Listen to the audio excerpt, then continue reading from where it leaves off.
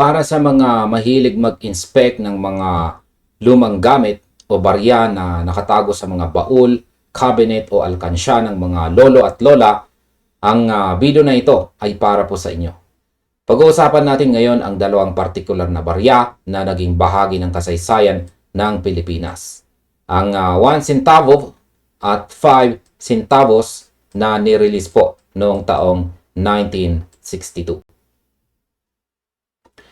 Maraming lumalabas na balita, post sa social media at mga video na nagsasabing ang mga baryang ito ay nagkakahalaga na raw ng libo-libo o kaya naman ay milyon. Dahil dito, marami ang nagkakaroon ng interes na maghanap at mag-ipon ng mga lumang barya sa pag-asang may malaking balik itong pera. Ngayon, aalimin natin ang mga totoong detalye at background ng 1 centavo 1962 at saka 5 centavos 1962. Sasagutin natin kung totoo nga bang may mga legit na coin collector na naghahanap at bumibili ng mga ito. Kung tumaas nga ba ang value ng mga ito sa market, magkano ang actual na presyuhan at kung solid ba itong gawing investment para sa hinaharap. Ang mga baryang ito ay kabilang po sa tinatawag na English series ng barya ng Pilipinas, kung saan ang mga nakasulat na teksto ay nasa wikang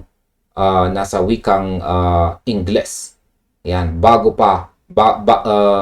po lumipat ang Bangko Sentral ng Pilipinas sa Filipino series. Ang ganito pong historical context ang nagbibigay ng character sa mga barya. Pero pagdating po sa usapang pera, kailangan nating tingnan ang aktual na supply at saka demand. Ngayon ay pag-usapan naman po natin ang tungkol sa mga detalye nito. Kaya tingnan po muna natin ang specifications ng mga baryang ito at simulan po natin dito sa 1 centavo 1962 na gawa po sa bronze.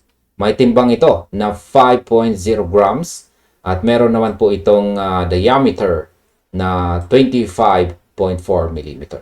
Ang disenyo nito sa harap ay nagpapakita po ng isang lalaki na nakaupo sa tabi ng anvil o pandayan na may hawak na martilyo. Na ito po ay sumisimbolo sa industriya mismo ng Pilipinas.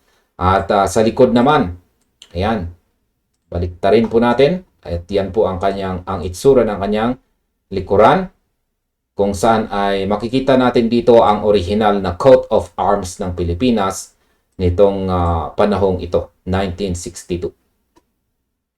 Yan, sa kabilang banda naman ay halos magkapareho po sila ng disenyo. Gawa naman ito sa brass, particular po ang brass alloy na nagbibigay sa kanya ng malinaw na disenyo. Kaya ang disenyo po nito, ayan, kitang-kita natin.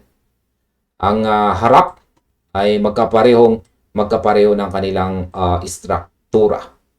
At ang dahilan ay dahil sila po ay magkasama sa iisang serye. Ang isang mahalagang detalye na dapat nating malaman ay ang mintage volume o kung gaano karaming piraso ang ginawa noong taong ito.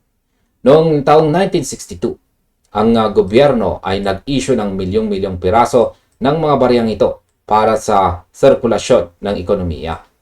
Dahil napakarami ng nagawa at marami pa rin ang nakatago sa mga lumang bahay hanggang ngayon, ang mga baryang ito ay hindi po matatawag na ultra rare o sobrang bihira sa mundo ng numismatics o coin collecting. Ngayon, may bumibili ba at tumaas ba ang value?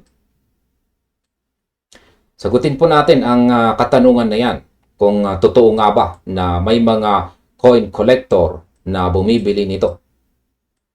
Ang sagot po dyan ay oo naman, may mga bumibili. Ang mga numismatists o coin collectors ay palaging interesado sa mga historical coins para makompleto ang kanilang mga set o koleksyon ng English series. Pero dito po nagkakaroon ng maling akala ang marami.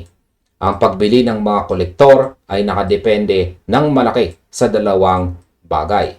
At yan ay ang condition at rarity.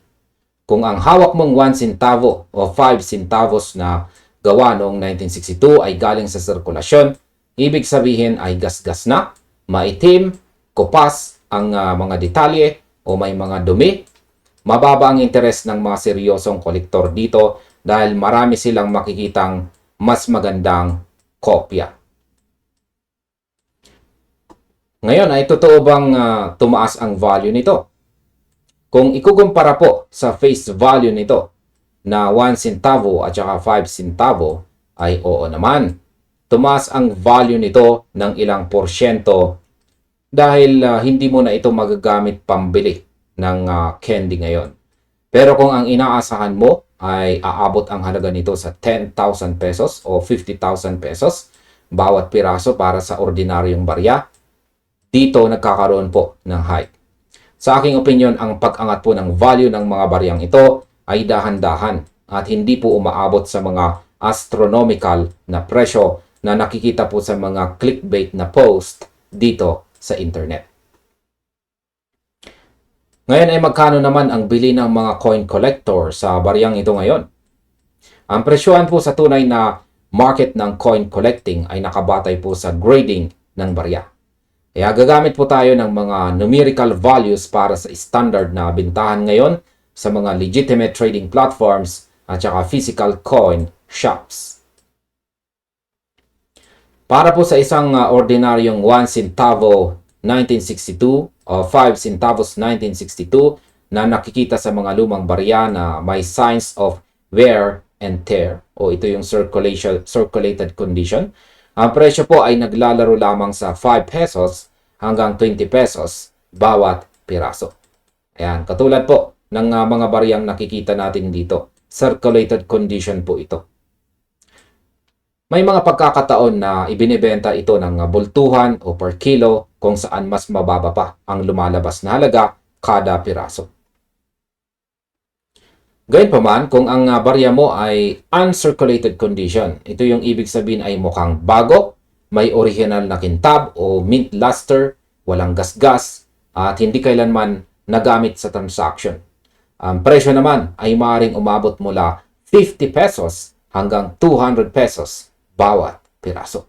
Kung ang barya naman ay opisyal na nag-grade ng mga foreign grading bodies tulad po ng PCGS o NGC at nakakuha ng mataas na numerical grade tulad po ng MS65 pataas, dito lamang ito maaring magkakahalaga ng 500 pesos hanggang 1,500 pesos dahil po sa pambihirang kondisyon nito. Ayan, ito po ang isang mas nakakaintrigang tanong. Maganda bang investment ang mga baryang ito? O maganda bang kolektahin ang baryang ito bilang isang investment? Kung ang layunin mo ay bumili ng marami nito ngayon sa pag-asang triplehin ng malaking kita ang pera mo pagkalipas ng 2 o 3 taon, masasabi kong hindi ito magandang short-term o medium-term financial investment. Ang dahilan ay ang mataas po na supply at saka mababang liquidity. Mahirap humanap ng buyer na handang magbayad ng malaking halaga para sa mga baryang marami pa namang supply sa market. Ang coin collecting bilang investment ay nangangailangan po ng malaking kapital para sa mga tunay na rare items, tulad ng mga coins na may mint errors o kaya naman ay mga limited edition proof sets.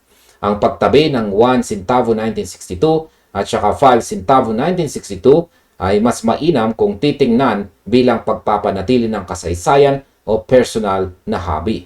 Ang tunay na value nito ay nasa kwento ng edad ng barya, hindi po sa mabilisang kita. Kaya palagi pong mag-ingat sa mga scam at hype sa internet na nag-aalok ng mga peking mataas na presyo upang maiwasan ang maling desisyon sa pagbili. At ayan, hanggang dito na lamang po tayo sa video na ito mga kabarya. Marami pong salamat sa panonood. Maaaring panoorin na rin po ninyo sunod ang recommended video natin dito.